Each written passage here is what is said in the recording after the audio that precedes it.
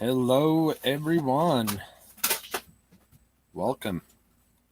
Thank you for popping in and spending Memorial Day with us.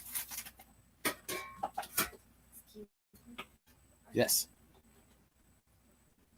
I thought I would do an unscheduled live just because it's Memorial Day and my father was a veteran and he passed away 5 years ago, which is half the reason we are here today.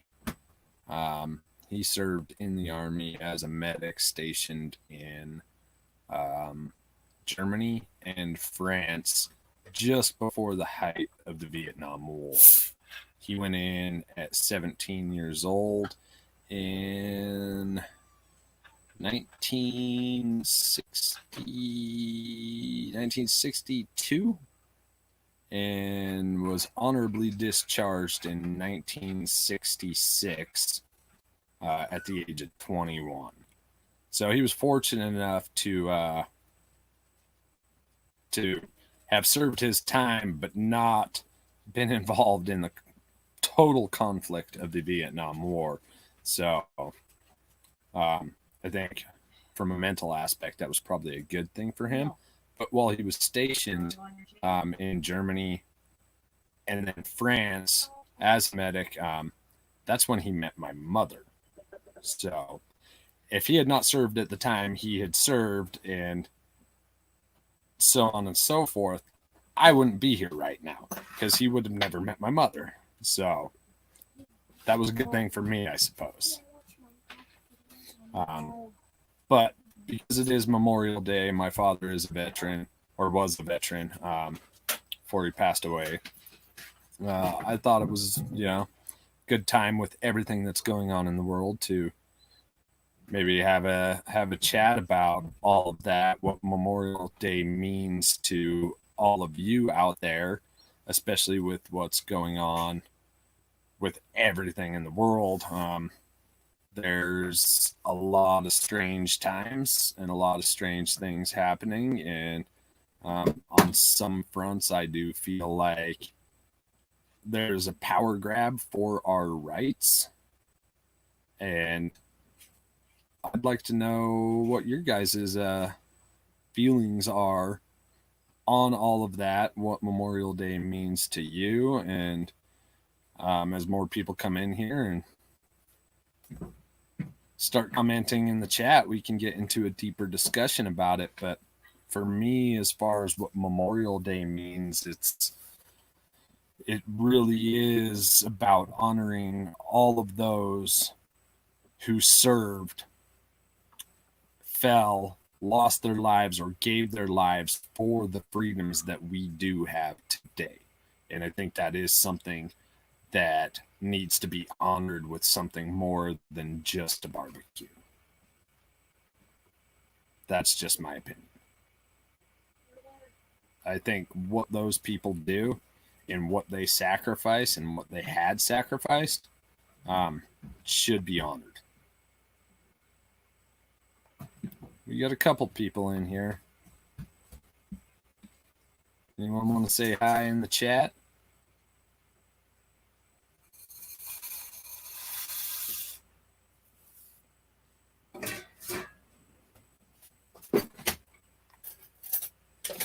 My father was a very good man. He was the shirt off his back kind of guy. If there was anything you needed that he had, he would completely give it to you, no questions asked. Many people I knew growing up, many friends, my father gave a place to live unconditionally and a meal in their belly almost every day.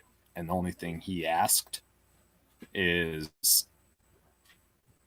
in return, was a good conversation. Hey, Nicole, how are you? Thanks for popping in and saying hi.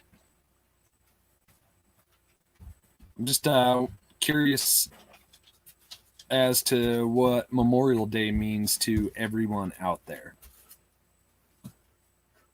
We all have our reasons of why we celebrate this holiday and what it means to us, and in some respects, it has a has a deeper meaning and connection to some people than others, especially when they have military in their family. So, my whole purpose tonight is to see what this day means to all of you and then have a discussion about that.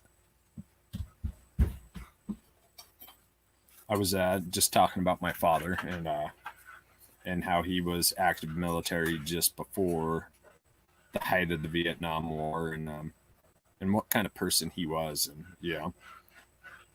and honestly, what I garnered from him and how he raised me and the type of person I am today is a direct result of the kind, generous man that he was, and seeing that throughout my life with his actions and what he did with people around me. I mean, we weren't by any means well off. We were extremely poor growing up, and my dad was in and out of jobs quite frequently, to be honest. And even though we had very little, my dad would still give what little he had to anyone else who had less than him. So, I guess in an ironic way, this is me kind of honoring him.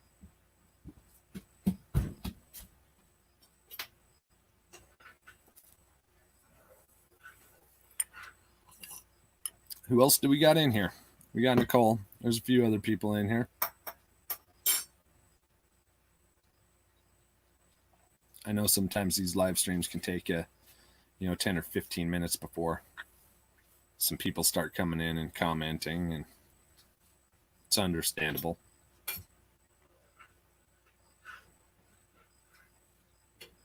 If you're still in here, Nicole, what does this day mean to you? Or anyone else who's watching that would like to comment.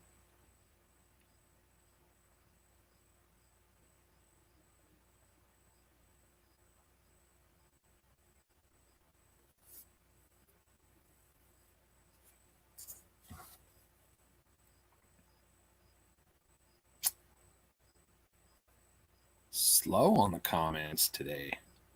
Oh my goodness. That'll happen. I know when we start talking military and past wars and things like that, it's a sensitive subject for a lot of people. That's understandable, but when it comes down to it, you can't deny past, present, and future military has done for us, and what they sacrifice in their own individual lives to serve our country, and I don't know. I think that needs to be honored. Personally, I don't think my dad was quite. I don't think my dad was quite old enough to go to Vietnam, and I think he always felt that he didn't give enough, even though he is basically the rock of our small town. I mean, your dad didn't have to go to the military, to give enough. I mean, we all do and give in our own ways. And obviously if he's the rock of your small town, like, he's given of himself in a way that most other people wouldn't do. So that should not be discredited in any way, shape, or form just because he didn't go to the military. So I think your dad should still be honored for whatever he has given, whatever sacrifices he has made to do what he's done for you, your family, and your small town. So that should be honored as well. April. To me, Memorial Day is about honoring those who gave everything they could for their country. Yeah, and that's exactly what I feel like we should be talking about right now. That's essentially what this day is for, but I don't think it's just that. It is 99%, about our military and those who have served and gave their lives for our freedoms and our rights that we have today. But people can still give their lives for our rights and freedoms that haven't served in the military in just a slightly different way. Much like Nicole's dad, there are ways that people sacrifice so much to help those around them. And I think all those people, should be respected and honored. I'm glad you guys, brought both of those up. Those are really, really great points. And not everyone is, military worthy, in all honesty. I know my dad went to the military, long before I was even born. In fact, any of my siblings were born. But as I grew up, I had like authority issues majorly growing up. There is no way I could have ever gone to the military and probably, made it through. Now, I never liked someone telling me what to do, and I've always had this kind of thing in my head. If someone tries to tell me what to do, I almost instinctively want to do the opposite just out of spite because I don't like being told what to do. I'd prefer to be, asked or suggested or something like that. That's just weirdly how my brain works. But there's just something about being commanded to do something that just triggers something inside my brain. Nicole, I felt that this time, COVID, and this year is more important to honor what has been said. Exactly. Yeah, that's another point I kind of wanted to bring up, during all this, because in some particular areas, states, and cities in America right now, I kind of feel like, civil rights are being stripped from people for less than satisfactory reasons. I guess is probably the best way I could put it. So, talking about such a holiday as this and military that fought and lost their lives fighting for our rights and freedoms, and then to see those rights and freedoms so easily stripped from people under less than satisfactory circumstances for their reasoning, definitely brings up a lot of queries that make you question what our government does. I think that was probably the most PC way that I could possibly say that.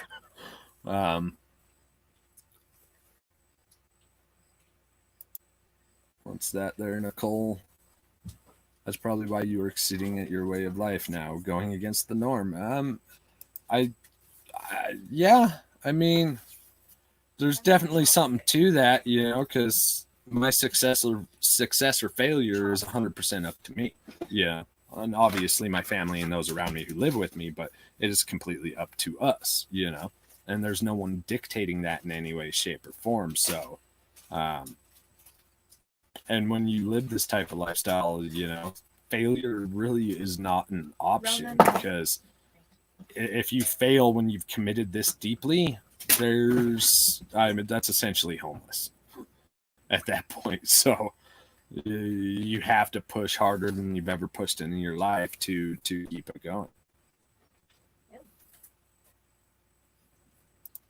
100%. Well, thank you, April. I appreciate that. That's good to hear, because I thought with some sensitive topics that might be brought up in this live stream might cause disdain among some people. So there's probably some things I probably shouldn't touch on, like, shots. I'm trying not to use the word because I've heard Google does not like a couple of words to be said currently right now. So those shots that they give you when you're sick to try to prevent those sicknesses, I don't really agree with those, especially in this particular CV-19 scenario. I don't think that's the solution to what we're dealing with.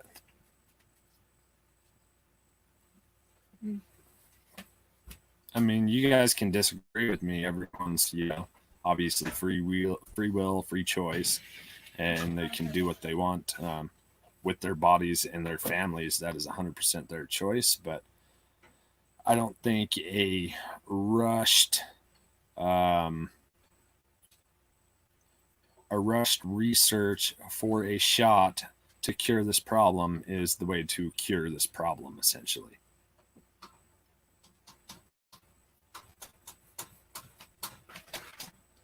A lot of people would disagree. I even have family members who would get in line real quick to get stuck with that needle. But not me. That's my choice. That's my prerogative, and that's everyone else. And you make a very, very good point, Nicole, and that is the biggest issue that we're all dealing with this right now is the choice of free will.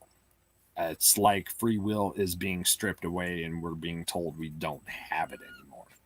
I know it doesn't impact me as much as a lot of people, especially in cities right now, because we live in the middle of nowhere, and free will is definitely far more prevalent out here. But living in those larger metropolitan areas, where there's 1,000 more restrictions, it is 100% an issue of free will right now. So, I mean, I understand the issue of public safety, but when the data and the research shows that it's not as bad of a public safety issue as it's made out to be, but you're still being stripped of your basic civic rights and free will rights, that's problematic in my eyes. It's everything that goes against everything our country was founded upon. And that's a scary thing when those things we start losing those things. Regardless of whether or not people agree with what's in the Constitution or the Bill of Rights, that is how our country is ran and functions. And when those things are gone against, then we lose that sovereignty to why we are the freest nation in the world and why America is the greatest country in the world, because we all have that right and free will to do and think and act and speak the way that we want to, without anyone saying we're not allowed to do that. I'm allowed to be on this stream right now talking to you, choosing the words that I'm choosing to speak because of those rights. In other countries, there's a lot of countries that don't have those rights. Like me speaking this way in some foreign countries, probably wouldn't even make it onto the internet. In some places, I'd probably be getting stormed right now. And that's the irony, but that's the beauty of where we live and why days like today are so important in honoring those people, that fought for the rights that we have now to be able to do and have the conversations we're having right now. That's a beautiful thing in my eyes. I mean, that even goes into, living the way I live or living the way you guys live, You may not choose, obviously, the same lifestyle as me, but you guys have a certain amount of, free will and rights that you enjoy, that you like, that are an everyday part of your life, No one wants to lose those. Like, some people, their thing is, going to a bar after work and having 2 or 3 beers with their buddies, or their friends, colleagues from work,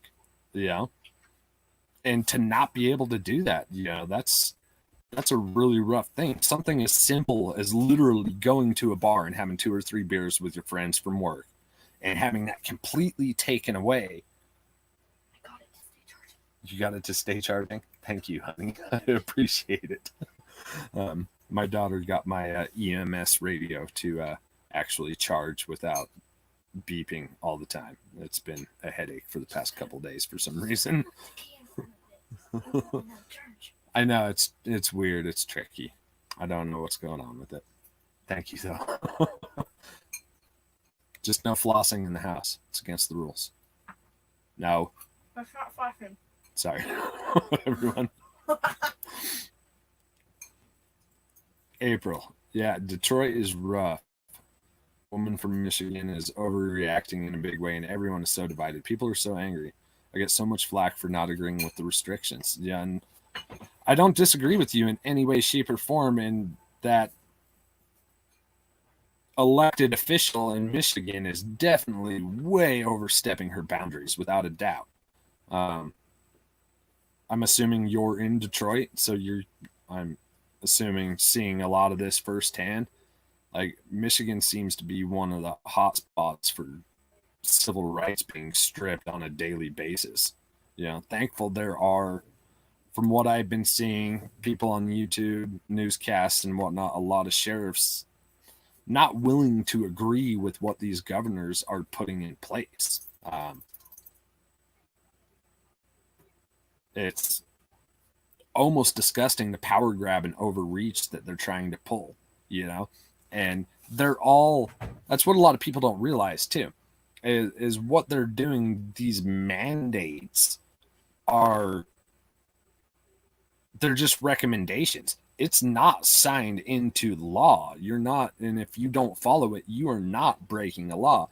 And unfortunately, some cops are even taking that over boundaries and overreaching, like believing what the governor's mandates are as law, and arresting people for some of the most ridiculous things. It's out of hand.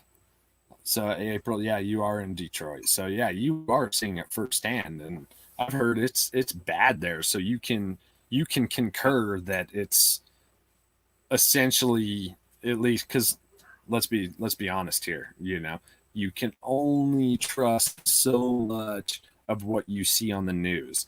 A lot of it's hyped up, some of it is fluff, some of it's truth, and some of it's actually journalism.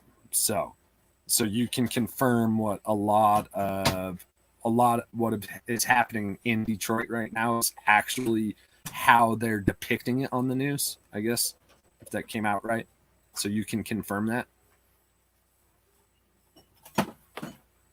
I know the chat's, a little behind from me. I think there's a 10 to 15 second delay between YouTube and the software, but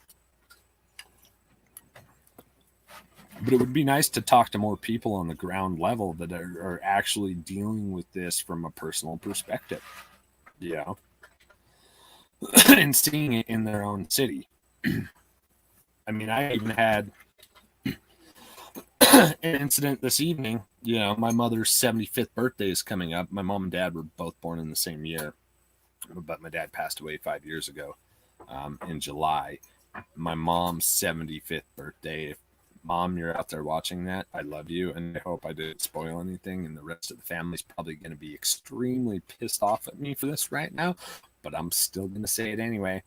I got into it with my sister. She wants to have a social distancing outdoor birthday party for my mother, on her 75th birthday, but no one is allowed to come if they don't maintain 6 feet of distance and wear a mask at all times, and hugs are not allowed.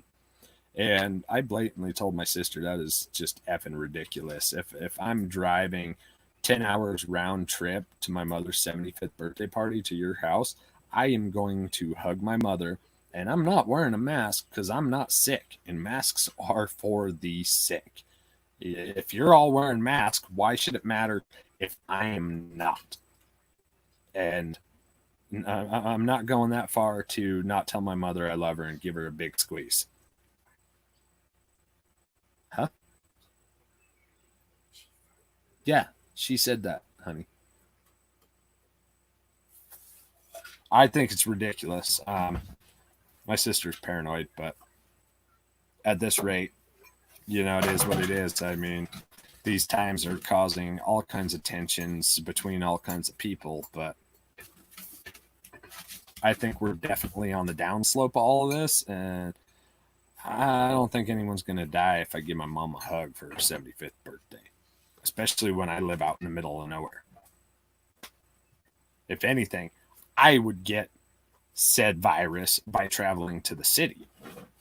If, the logic is sound as she was putting it.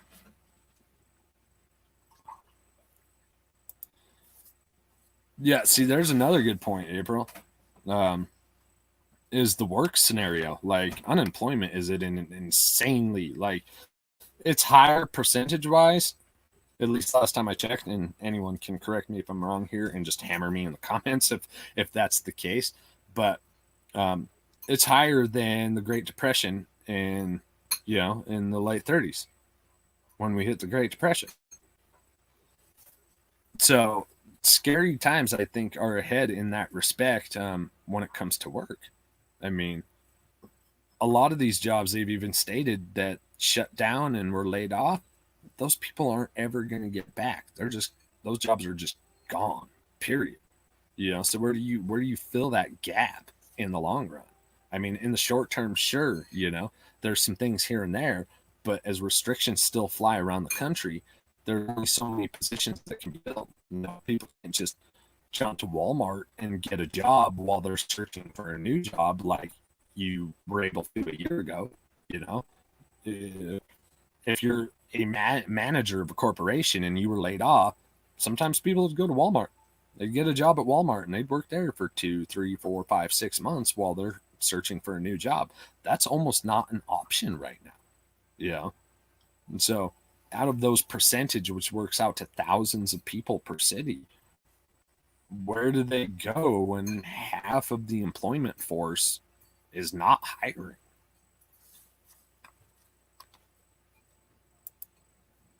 You got a lot of really good questions, April. Thank you so much. I do appreciate it. I've been laid off since March. I'm sorry for that. That has happened to a lot of people, all too many people, in all actuality, and I'm sorry for that. Truly sorry. But then there are restaurants open for carryout. Face masks are required everywhere, right? So, where did you work? What did you get laid off from? In what industry?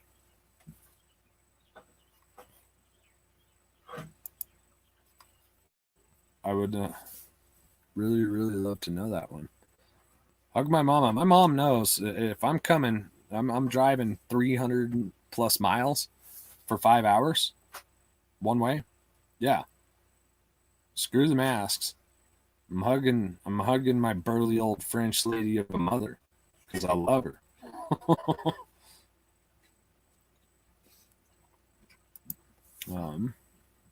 I don't understand that carry out food is essential over things like appliance repairment, right?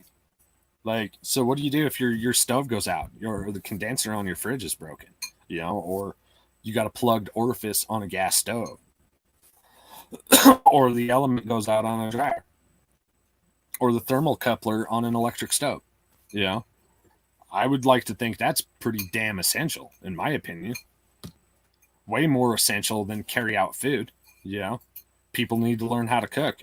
Go to a grocery store, buy some food, prepare it, have a meal with your family. I think that's far more essential than carry out food. Ooh. I see I could go off on a bigger tangent on carry out food, but I think I might restrain for a minute. You were an event manager. Yeah, see, and when they shut all that kind of stuff down, like events are, those were pretty much the first ones to get shut down. All sporting events, music events, live shows, all of that was gone. Like, who knows if sports are ever really going to come back the way that they used to be? Which leads me to another point, which I refuse to accept this mantra because I even have a neighbor that I talk to. He might be the only, well, I don't even use political terminology right now. Well, just stray away from that for this particular conversation. But he kept telling me this is the new normal. I do not accept this as the new normal.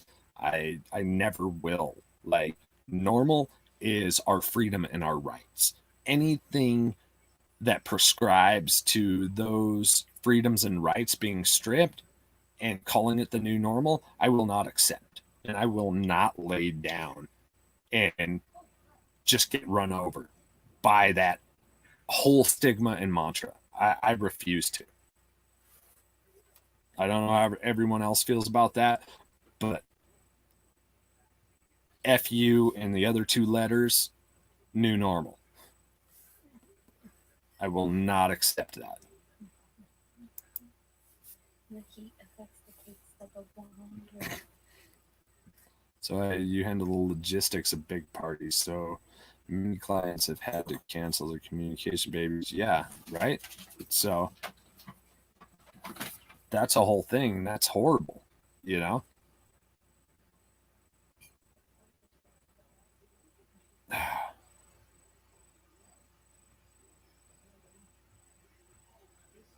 Man. And what's the likelihood of you getting that job back? I mean, probably more likely long term, because in the short term that seems highly unlikely, even from where I'm sitting right now, and that's horribly unfortunate. And I'm sure that is taking a massive toll on your family, because that's not a simple job by any means. You know, party coordination, doesn't matter what type it is, that's, you know, that's not an easy task, and some people are extremely gifted at it. You know, they have a talent for it, and I'm hoping that's probably the case with you. But yeah, all those types of events, those are things that aren't going to happen. Just like talking about with my sister, just to have a birthday party for my 75th birthday party for my mother right now is turning into this logistical nightmare that is probably going to start a family feud. And it wouldn't be the first time that someone in my family started a family feud, and I've gone off on a tangent about it and said my peace of mind, and then people don't talk to me for 5 years. So that really sucks. Well, yeah, no, it was about 3.5 years, honey. My daughter keeps talking to me in the background, but yeah, I'm sorry that happened to you, April. I hope there's something you can transition to, or something that you can do in the interim, you know, until you can get back to what I hope you're good at and like to do. And if you didn't like, you know, handling the logistics of big parties, then maybe it's a blessing in disguise, and now's the time to find what you're truly passionate about and go after that. Nicole. Sorry, April events will be the last thing to reopen here in Kansas. Hope you are holding up mentally, right? And it's a tough thing. You know, to lose your job in any economy is a tough thing. But to lose it right now with what we're dealing with, that is like 1,000 times more stressful. 1,000 times more stressful.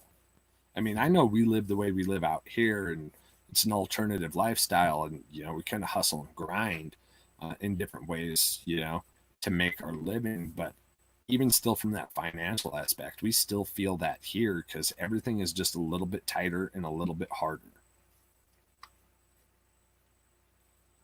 Hey, Bushcrafter, thanks for popping in, brother. How are you doing tonight? Everyone's probably read all these comments before I did. So, but I'm still going to throw them up there. Nice, Nicole. It's a tough mental game. My unemployment took 2 months. There's a broken chain in our system, without a doubt.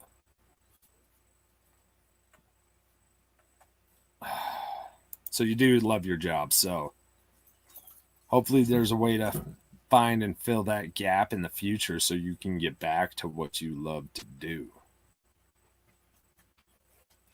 No one gets to decide what your normal is. That is 100% true. Yeah. My normal might be different from your normal, and vice versa, and everyone else in this chat right now. So, I mean, our normal is what is to us, and that should not be dictated or graphed or put on paper by anyone else in any way, shape, or form, by a law, a mandate, a code. Normal is relative to the individual, personally. Took you, TN, till this week to get unemployment too? So by a show of hands, how many people in here right now are unemployed? I'm going to go ahead and say everyone.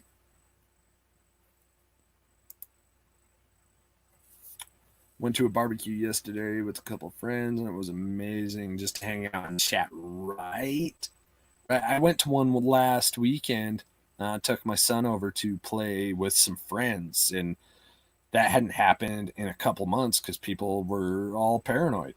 And it was awesome to see 5 kids running around playing with each other, and a group of 5, 6 adults, hanging out, having some beers and a glass of wine, and actually having a conversation that wasn't separated by God knows how many feet, yards, telephones, computers, chat rooms, just hanging out on a porch out in the country, few cocktails, sunshine, great view, good conversation with good people.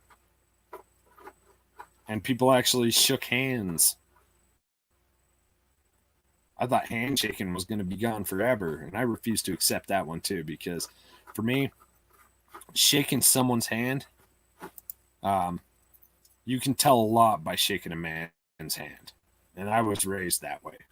I don't want to offend anyone out there who's not a great handshaker.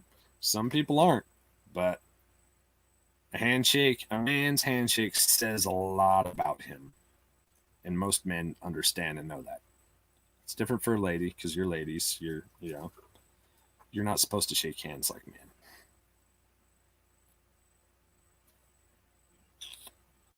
Yeah, no. Just throw that one up there. Although, other than a vacay and a chance to get a lot done on the farm, all is normal here. Well, that's good. And so, has it been too detrimental for you? I mean, I kind of get a 50-50 response from most people that I talk to in this entire situation. Some people it hasn't really affected other than their interactions with people, but it hasn't affected their jobs or their daily lives. And other people, it's just completely decimated their world. Dan, yeah, we're doing good out here. I mean, other than that 12 days I was down with the pneumonia, um, we're still doing good. We're plugging away. I mean, it's all farm life out here. Animals, gardens, growing, water, life, taking care of babies, goats, chickens, alpacas. We're even thinking about getting some ostriches now. Nicole, you have a side gig. What is your side gig? Side gigs can sometimes be more lucrative than a day job. I know when I was in construction, I'd do side jobs and I'd make way more than I made, working my day job. TN, Bushcrafter. We usually avoid people anyhow. I'm a bit of a hermit. If it doesn't have to do with work, I'm at home. Yeah, in a lot of respects, I'm kind of the same way. I don't leave the homestead very often. Becky usually runs into town to do the shopping and groceries when we do need groceries and things like that. About the only time I'll go is when I need to go to the co-op or something like that, and pick up some major feed or fertilizer or a part, something like that. But other than that, I probably don't leave the property more than 3 to 4 times a month max. A handshake is very important. Any old schooler, and I learned that from my dad and my grandpa. Yeah. Firm, direct handshake, and you look that person directly in the eyes. Anyone looking down with a limp wrist probably isn't going to work hard. Plain and simple. Or they're ashamed of something. I mean, there's a lot of psychology and body language that goes into a handshake. Ironically.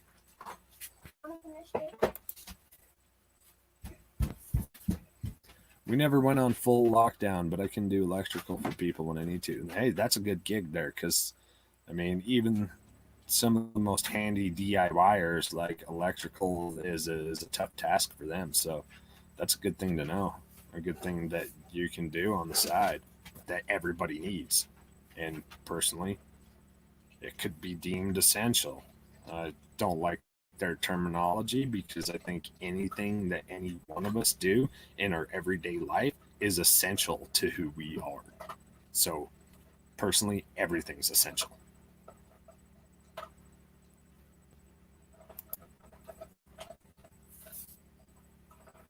We got a lot of our garden stuff and such before the lockdown. See, that's a good thing, you know. And we kind of did the same thing. We got our chickens. We got our chickens right before the lockdown, and we didn't even know that was coming. I didn't even know about the Rona um, until literally the weekend after we got our chickens, and I was like, to me, it was like all coming out of left field.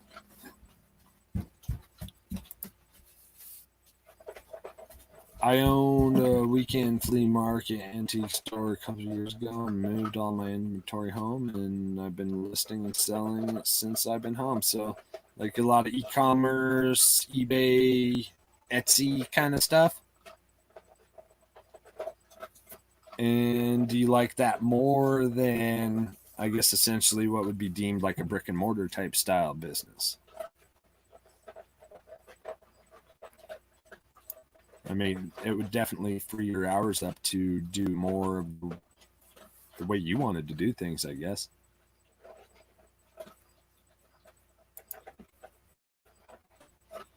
A bit of a side hustle with graphic design. Thankfully, I have a little activity on that front. I might have to hit you up after this stream and have a little chat. For sure. Yeah, we should talk.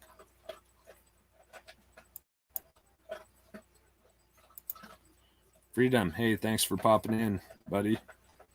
I'm on the verge of being laid off. Not sure when, but jobs keep getting cut. Dude, I'm sorry, brother.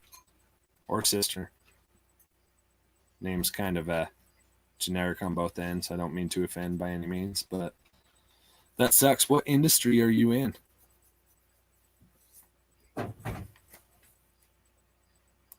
It kind of seems like there's a lot more job cuts coming on the horizon. It's essential, but a lot of places cut back because of the lack of demand, right? Bushcrafter? For sure, right, April? Hoo-ah, you always come in. Come in like 40 minutes too late, brother. It's all right. Thank you for coming in. We're still here. I mostly sell off personal Facebook pages. Much better than being in the store, right? And a lot of that's local. It's easier. In some cases, I'm sure, at least going on Facebook, you don't have to ship either, which saves a few bucks. Bushcrafter, cabinetry, carving, all kinds of things. Yeah, dude, you got to diversify without a doubt. I mean, in every way, shape, or form. And in fact, when it comes to homesteading, which obviously you have to be multi-skilled, multi-talented, and diversify in every way, shape, or form. I mean, that's really what the life is. And I mean, even original homesteaders, pioneers back in the day, like they had to do everything themselves. They couldn't rely on other people. They might have got their monthly check from the government for the homesteading their 40 acres, but most of that just went back into developing the property and, surviving, living. Ooh, that's a good point, brother. Railroad. I didn't even think about how the railroad industry would get hit. I mean, I'm sure freight hasn't slowed down as much, but like Amtrak travel train industry, I'm sure has probably been decimated, much like the airlines have. Man, that sucks. Let me know. Are you talking freight railroad or like Amtrak travel type railroad?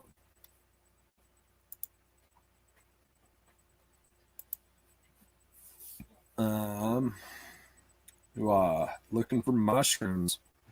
What area are you in? What were you looking for? Like chanterelles, morels? Boletes. One of my personal favorites, Lactarius deliciosus. I don't remember its like slang name. For some reason, that's the only one I can remember by its genus name. But that one, fried in butter, straight up tastes like chicken.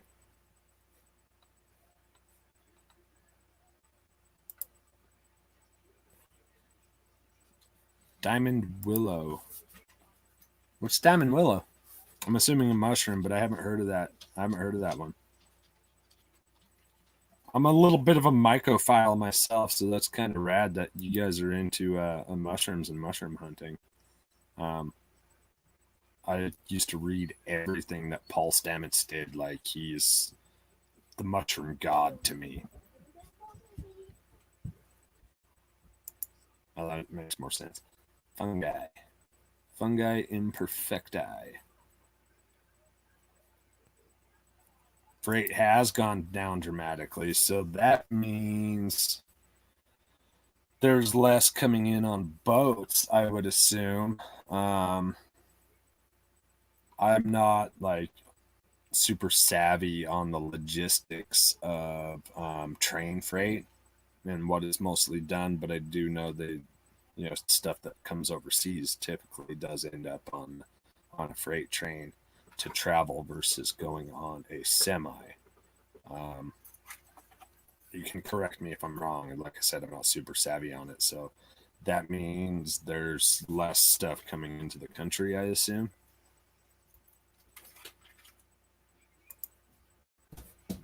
Oh, no. Wrong one. Got ahead of myself. Sorry. Talked to a lot of truckers. They are hauling like 3 pallets instead of full tracks, so they're barely even in LTL right now, huh? And that's not good. I was probably barely covering bills. I guess at this point, the only thing that makes that a little bit better is the fact that gas isn't as expensive.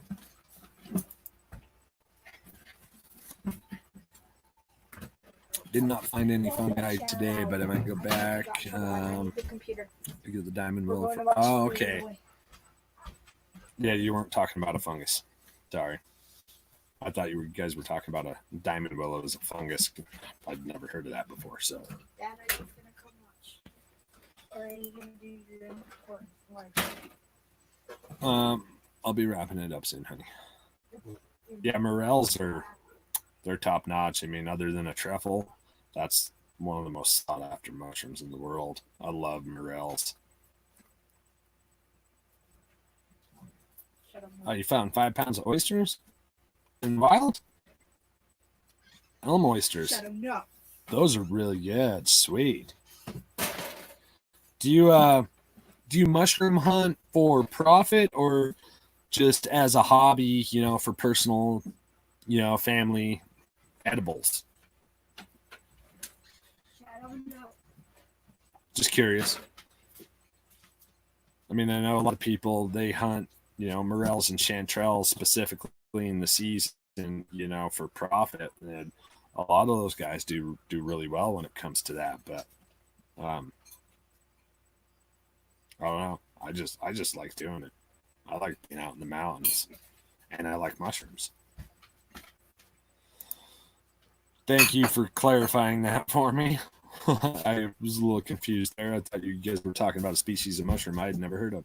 Diamond willow is a tree bush that is beautiful for walking sticks. That's the ones that kind of twist a lot, aren't they? We don't have diamond willows out here, so.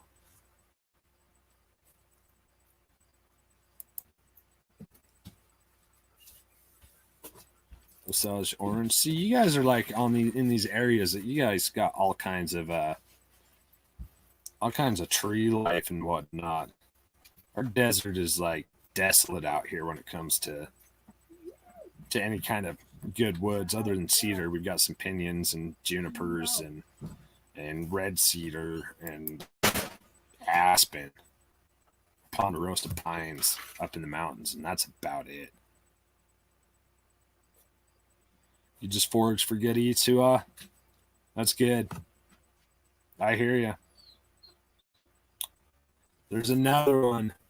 I cannot remember its name. I would have to call my brother and ask him. I called it the hedgehog mushroom. So it kind of had a scaly cap, but it didn't have gills. It had like pore shoots, kind of like, like Sonic the Hedgehog's hair. That's why I called it the hedgehog mushroom. And that one, I love that one so much because when you fried it up, it straight up tasted like a breakfast meat, like it was a cross between like a bacon and a sausage. It was so delicious.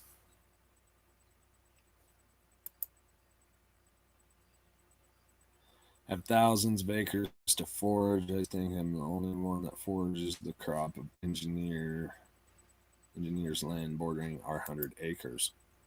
Hey man, that means more for you.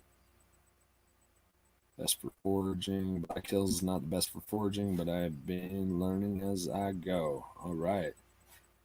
Lion's Mane is really good too. No, it's not Lion's Mane. If that's what you're asking me, what I was describing as the hedgehog mushroom, it's not Lion's Mane. I know that for sure. I know what Lion's Mane is. And that is not it. This is more of a circular cap, relatively thin, and the Sonic the Hedgehog things I'm talking about are on the gill side. They don't look like gills, but they're more pore shoots. I don't remember what the specific name of them was. Shit. I know I got a picture deep somewhere. I might have to dig it out.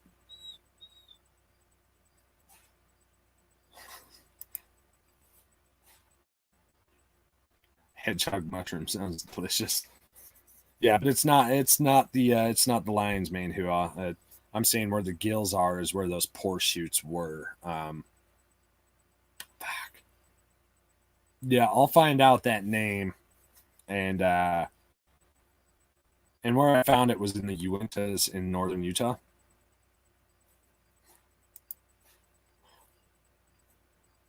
No bushcraft.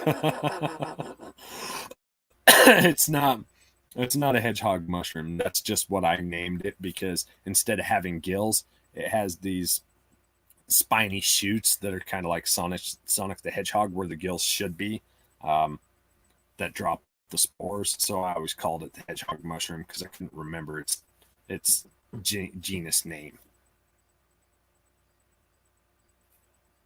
In all honesty, like the best guide is the Audubon Guide to Mushrooms, and then from there, you would have to go to like your local ag extensions or libraries or something like that and find a book that specifically relates to the mushrooms in the region in which you live.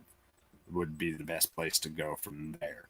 But the Audubon Society pretty much has the handbook when it comes to mushroom identification. And then Paul Stamets has some really good books on mushroom identification, but then again, it all reverts back to your region. So, and some things that grow here won't necessarily grow where you are, but a lot of things are very similar. So, anyone else can chime in their 2 cents on that one too. That would just be my personal recommendation. That's where I started when I started mushroom hunting in northern Utah. Hey Scott, how's it going, brother? Glad you popped in. It always seems like the most people start coming in like after I've been on for an hour. But then again, this was kind of an impromptu live stream. I just kind of wanted to talk about, Memorial Day and what it meant to everyone else out there.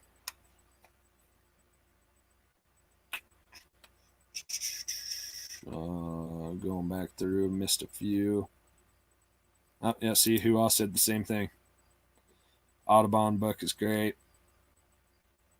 I'm looking for a book. Yeah, you said the exact same thing. So, my book's in storage, but I do need to get out to the mountains. I know we have morels up by the lake. And I need to get up and check. Freedom. I do not live east of Denver. I am in western Colorado.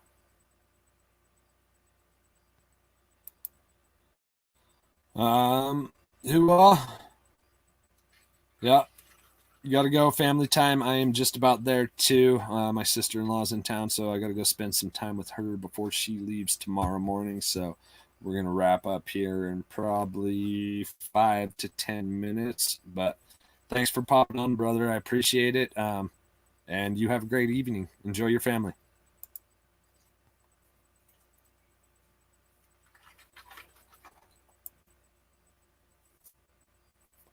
Yeah.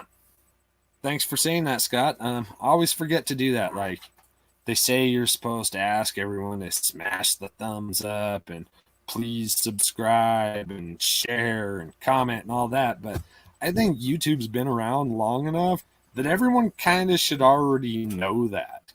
Like, I'm just saying.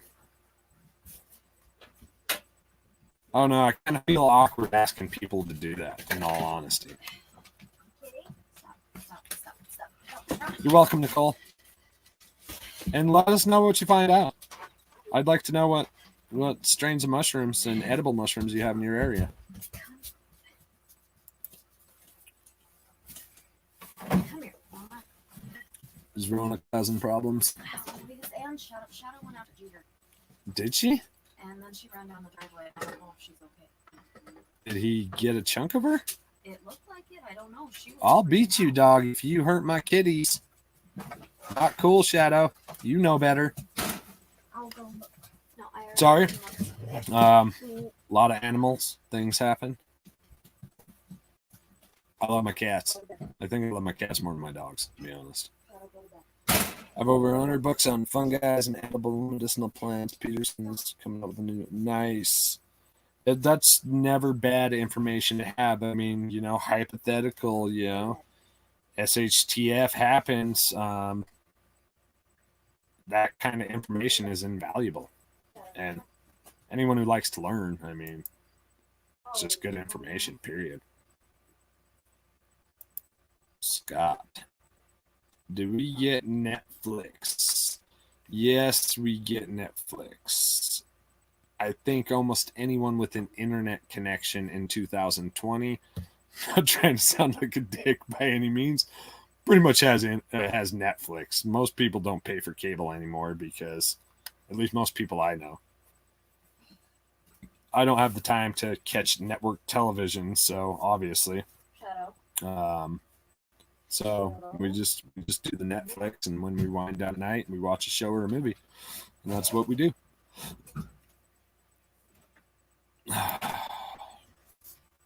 Alan Bessett's book usually runs $100. Got it for $60. That's a good deal. I'm not familiar, actually. I wish you could send me a picture. That would be sweet.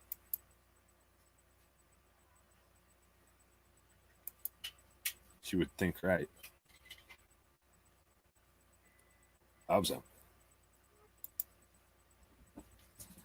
Olivia and I just binge watched When the Wilderness, Alaska, great homesteading show. Yeah, see, I've seen that, and I put it in my list, but I haven't had time to watch it yet, so I'll get to it. But if you say it's good, then I'll definitely move it up to the top of my list when I get to that point. Of being able to watch it anyway. Made you cry? Well, it takes a big man to say that it made him cry. I mean, I'll be honest, when I first watched Titanic for the first time in the movie theater, I cried at the end. Just a little. Don't tell anyone, it's a secret. That's where me and you would get along for sure. Like, I don't use the internet. 98% of what I use the internet for is a massive resource library. I'm reading and learning and garnering information, and even trying to find things that I potentially think that I might want to do in the future, and then like stockpiling that information into digital libraries of my own, just in case I could potentially need it in the future. Interesting question on this one. So I have been social media dark for almost 11 years until February of this year. And the only social media I had until February of this year was Facebook, that I shut down and deleted. And what was it, 2010, babe? Yeah, 2010 shut off my Facebook. And I had no social media until literally February this year, and got well, I had YouTube obviously, but and started the channel, and then I started in Instagram. But long story short, what I'm getting at is, personally, Facebook is the effing devil, and I do not have it. So a lot of people say I should get back onto Facebook for its networking capabilities, but there's just some, and I know Instagram is owned by, by Facebook now, but there's something about Mark Zuckerberg that I just can't get over.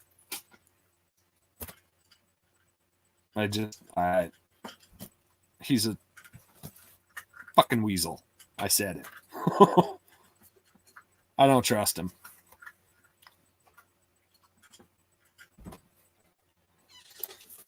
Oh, how much did you research alpacas before you dove in?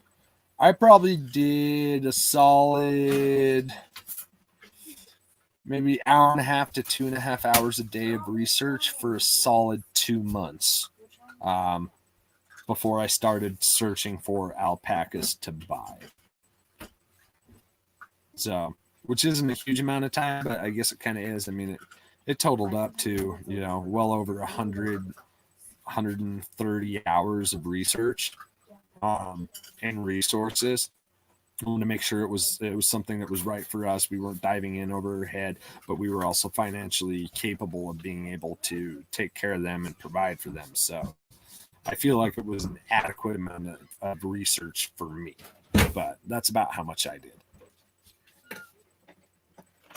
But some of it, you're fumbling around trying to find the right information too, because sometimes you don't find exactly what you're looking for right off the bat, or find quality of information right off the bat either, because everyone seems to have an opinion about everything these days, or seems to be an expert on everything these days. If that makes sense. If you want me to delve deeper, I will. Not a fan of Facebook. Thank you. I'm glad I'm not the only one. Yeah, Bushcrafter. Find myself divulging info on the web that I didn't know existed. Right. Facebook would be the easiest way to send you pics of resources and such. Yeah. I don't know, if you got Instagram, you can hit me up on there too. Same name, bar none. Or my email's on my about page on YouTube. I don't see myself getting Facebook. I don't see myself getting Facebook ever, period. I know it's a huge resource of connections for a lot of people, but there's something I just can't stomach about it. Library being closed this whole time is one of the worst things about all this, right? Luckily, I made it the last day and checked out 30 books. They let you check out 30 books? Holy shit. Good for you, though. Yeah, that was my Google when I was a kid. I would go to our little local library. I'd pull out the card catalog with the good old Dewey Decimal System, and I'd be flipping through cards trying to find whatever subject, that related to what I was trying to research. At 8 years old, I was doing that. I love the library and flipping through the card catalog. That's a fun memory for me.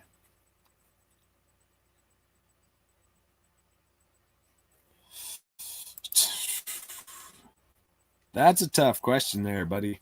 Our finances still aren't 100% in order for the house build.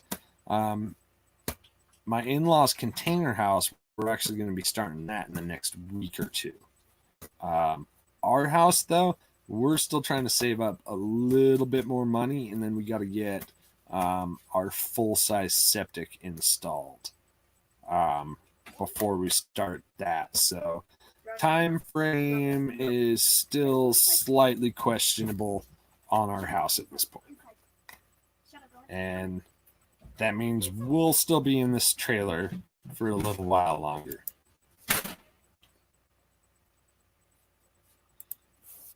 You studied fungi for about 4 years, about 4 hours a day before eating any self-foraged. I didn't quite go that deep. I probably did about 2 years and same equivalent. But every year during mushroom season in Utah, I forgot their exact name, but I think it was the National Mushroom Society, would come down into the Uintas, and they would be there for 2 weeks. So anything that you found there, they would, their mycologists would be there to help you identify the mushrooms and tell you whether or not they were lookalikes, poisonous, or edibles. So that kind of lessened the learning curve for finding specific genus of mushrooms in my region at that time, because there were professionals there to help. I've looked into that as well. One thing that I have a hard time with is seeing the pathways with electrical diagrams. I'm not bad with electrical. It's just the electrical diagrams. I have a hard time seeing that in the physical reality. So it makes it hard for me to put it all together, I guess.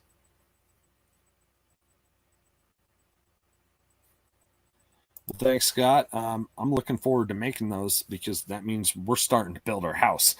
So that's a beautiful day for us. So I'm looking forward to making that video too, my friend. I hear you there, Nicole.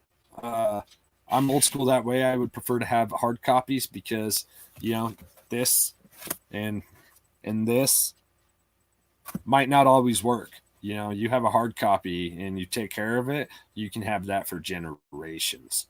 Digital might not be there for generations. We don't know what's going to happen 40, 50, 60, 100 years down the road.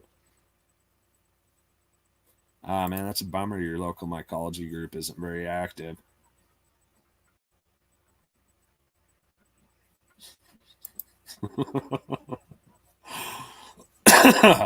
Right?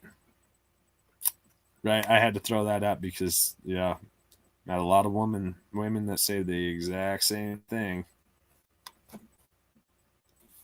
Little limp-wristed handshake. No offense to those guys out there. I mean, there's someone for everyone, but me and my friends, it's a hard, tough, calloused handshake every time.